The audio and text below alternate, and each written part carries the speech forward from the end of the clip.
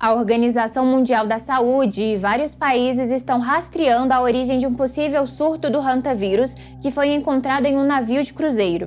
A embarcação transportava 147 pessoas e partiu de Ushuaia, na Argentina, e tinha como destino Cabo Verde, na África. Ele fez parada na Antártica e na ilha de Santa Helena. O navio também chegou a ancorar em Praia, capital de Cabo Verde, mas foi impedida pelo governo local de desembarcar.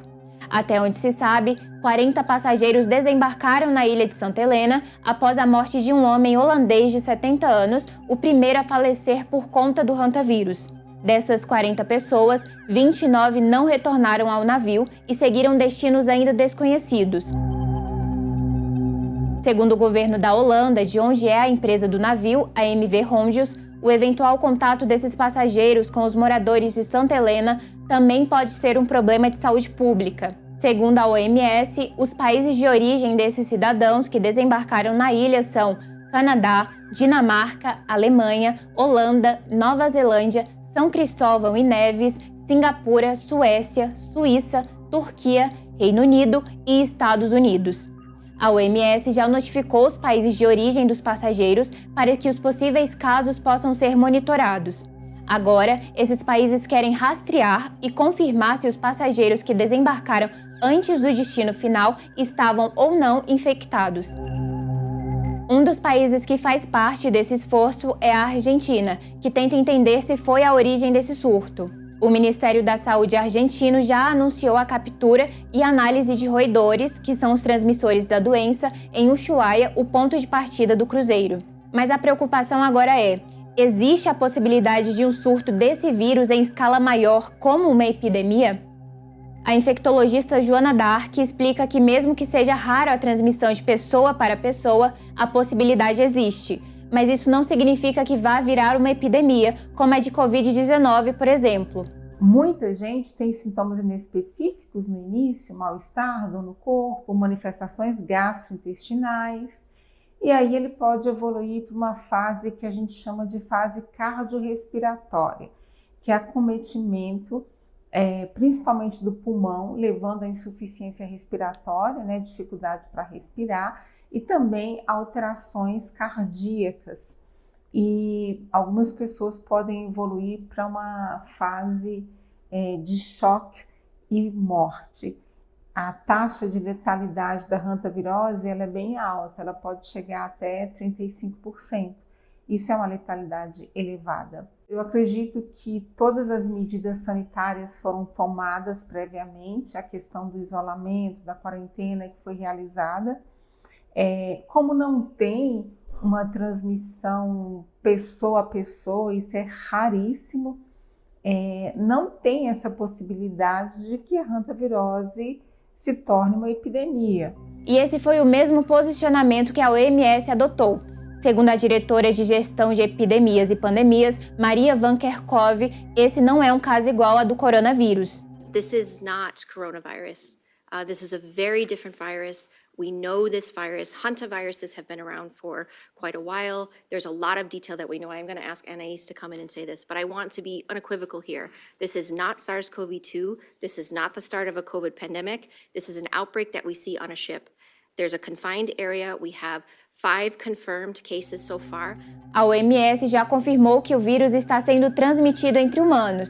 Isso é algo raro, pois o hantavírus é transmitido principalmente pela interação de humanos com as secreções de roedores. Trata-se da cepa Andes, um tipo agressivo do hantavírus, que é a única variante conhecida que pode se espalhar por meio do contato próximo e prolongado entre humanos. Segundo estudos, ela é encontrada principalmente na Argentina e no Chile.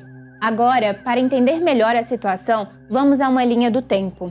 O primeiro caso confirmado foi de um homem holandês de 70 anos que desenvolveu sintomas em 6 de abril e faleceu no navio em 11 de abril. Nesse caso, nenhuma amostra foi coletada, mas os sintomas eram semelhantes ao de outras doenças respiratórias e a infecção por hantavírus foi descartada. A morte do homem chegou a ser anunciada pelo capitão do navio aos demais passageiros. Good morning, everybody. This is my sad duty to inform you that one of our passengers sadly passed away last night.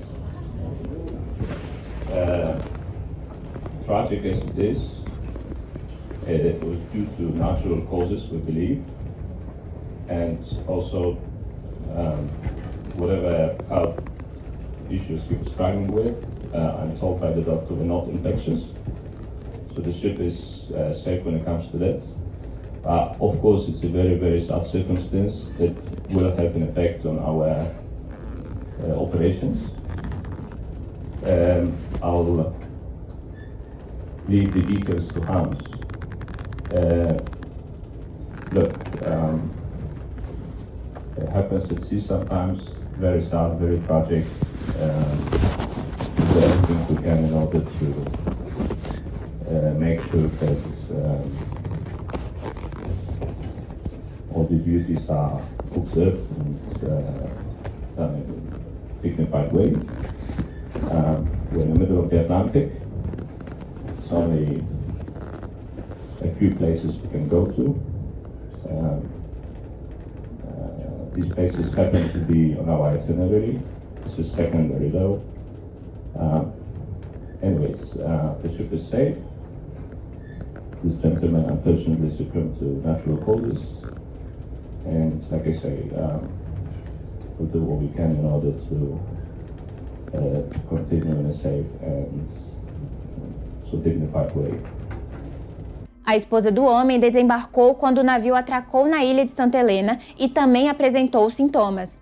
O estado de saúde dela piorou durante o voo para Joanesburgo em 25 de abril e ela faleceu no dia seguinte.